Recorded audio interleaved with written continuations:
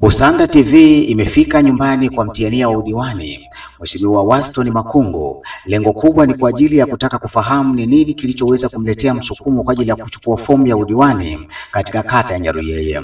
Na baada ya kufika pale, walipata nafasi pia kwa ajili ya kuweza kujieleza na kuzungumza ukweli wake juu ya msukumo uliomfanya yeye achukue fomu kwa ajili ya kuwania udiwani katika kata hiyo. Kwa majina naitwa Makungu Peter Makungu, lakini jina jingine linalofahamika ni Waston Makungu.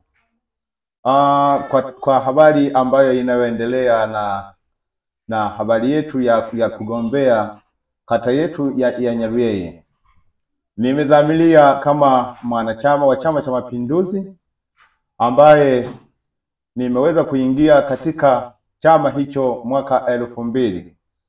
Baada ya kuingia kwa nafasi hiyo nikiwa kama mwenyekiti wa shina mwaka 2000 mpaka mwaka 2004. Mwaka 2004 hapo nilichaguliwa nikawa mjumbe wa halmashauri ya kijiji, lakini mpaka kuja kufikia mwaka 2009. Mwaka 2009 mimi nikawa nimechaguliwa kuwa katibu wa Chama cha Mapinduzi hadi kuja kufikia mwaka 2022. Hivyo sasa nimeona ni jukumu jema la kwenda kuchukua fomu hiyo ya kugombea udiwani wa kata ya Nyaruyeye. Dhamira yangu, nimeona kwamba mheshimiwa wetu mpendwa aliyekuwa diwani wetu wa kata hii ya Nyaruyeye, Mheshimiwa Malimi Samson Saguda, ambaye ametuacha hivi karibuni, amefanya mambo makubwa sana katika kata hii. Mimi nikaona ni dhamira nzuri kabisa ya kwenda kuchukua fomu hii. Maana ni mambo makubwa ambayo ameweza kuyaacha, na mimi nimeona kwamba alipokwenda kuishia na mimi ni bebe dhamira hii kuiendeleza kata hii ya Nyaruyeye.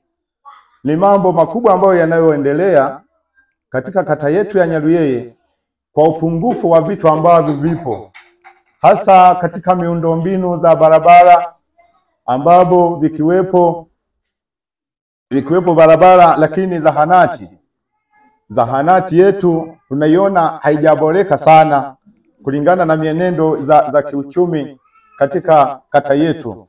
Kwa mambo ninavyoyaona katika mipangilio ya upatikanaji wa uchimbaji wa dhahabu kutokea migodi mbalimbali katika kata yetu, ninahakikisha kuna vitu vingi ambavyo nitakavyokwenda kuvisimamia.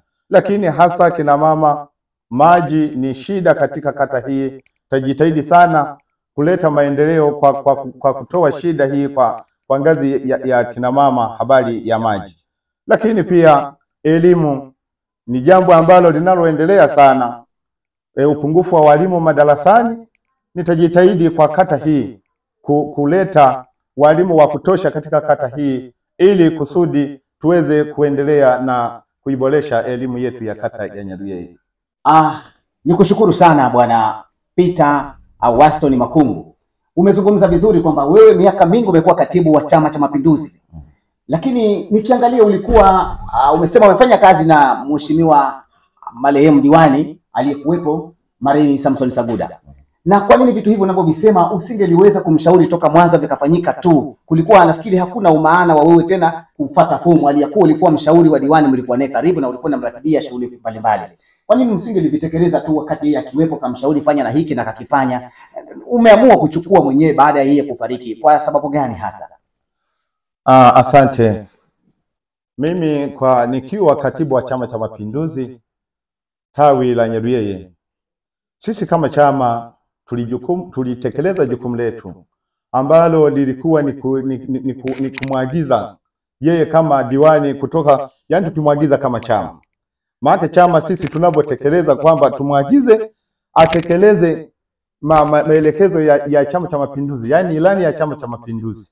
Sasa kulingana na jinsi alivyokwenda kufanya kazi kwa weledi, sisi nimeona kwamba kwenye sehemu ambapo amekwenda amefariki marehemu, lakini ni jukumu tu letu pia sisi kuchukua fomu. Mimi nikiwa ninatarajia sana kwa kuteuliwa kwamba niende niteuliwe nifanye mambo makubwa sana katika kata hii ya Nyaruyeye. Ni kweli kabisa Bwana Peter au Waston Makungu, umezungumza mambo mazuri sana ambayo ni dhamira yako pia iliyokufanya wewe kuchukua fomu kwa ajili ya kuwania udiwani. Lakini swali langu mmoja na kwa Busanda pia wakiendelea kukutazama, nataka nifahamu ya kwamba kuna kila mtu anapofanya jambo anakuwa na jambo fulani ambalo amelikusudia moyoni mwake. Nataka nifahamu na Wanabusanda pia wafahamu kwamba ni kitu gani ambacho umekusudia kwamba kama watakupa ridhaa Wananyaruyeye kwamba uwe kiongozi wao, yani diwani, ni kitu gani ambacho natamani kuanza nacho ambacho kimekuwa ni kero katika kata hii ya Nyaruyeye kwa ajili ya wananchi wote kwa ujumla?